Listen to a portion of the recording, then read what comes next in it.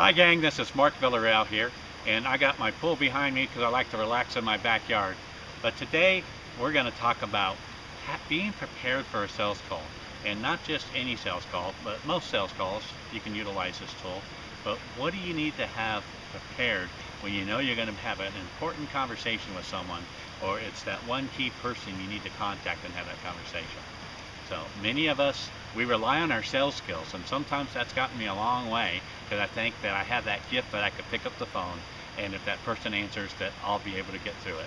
And maybe I have sometimes, but I've done better when I've prepared myself, and this is what we teach.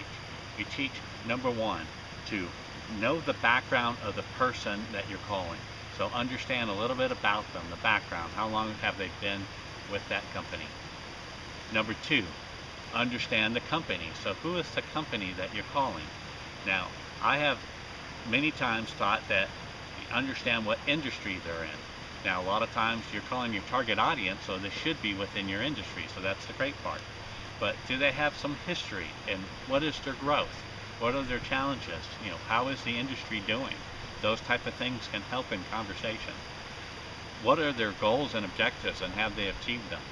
Now, I've done many things sometimes when I couldn't find certain things on companies, that I would find articles about them or people that were quoted about them that work for their organization. And that's come in handy, and I'll explain that in a minute.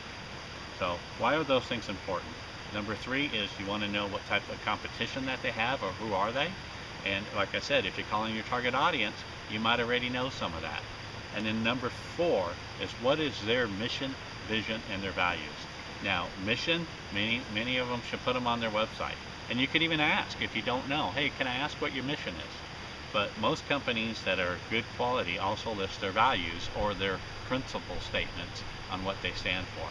Now, all this comes into play because when you're having that conversation, you want to have an intelligent conversation to say, these are the services I'm bringing. So whether you're a coach, you're a consultant, or you're talking about speaking, you're saying, I understand that your values are this.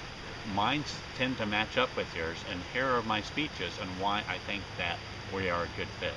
Or I understand that your mission is empowering people to achieve more, and I want to help empower, and my mission statement is this. When they list their mission statement, it's talking about what their purpose is to others. Vision is internal, so you may not know that, and that's fine.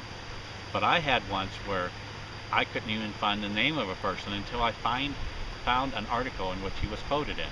And I was able to say, hey, I read about the charity event that you were at, and this is what you did. So you can see it was those things that increased the conversation for us to have a better rapport. And those are the things to have prepared. So your challenge is to think of these things, and I want you to test it out and then reply back on Facebook, hey, I talked about this company's mission to who I called, and this was my result. So please list that. Thank you.